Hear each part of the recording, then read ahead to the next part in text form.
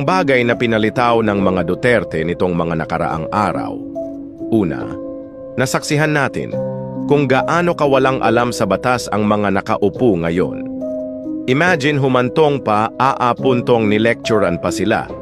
Pangalawa, nagsilabasan ng mga balimbing. Akalain mo yon, ang dami pala nila, too many to mention, alam nyo na yon. Pangatlo, hindi naman pala mahirap ang Pilipinas. Sa sobrang yaman pala natin, kahit maging tamad ka na lang, ay bibigyan ka ng sustento ng gobyerno. Naksayuda pa nga. Pang-apat, nalaman natin ang mga background ng mga tao sa Kongreso, Senado, at iba pang ahensya. Lagi kasi silang laman ng balita, kaya napa-research tayo sa kanila. Yung iba na bulaga, na ang dami pala nilang mga kaso, karamihan pa ay convicted. Panglima, iyakin pala ang mga yon. Sila na nagsabi na makialam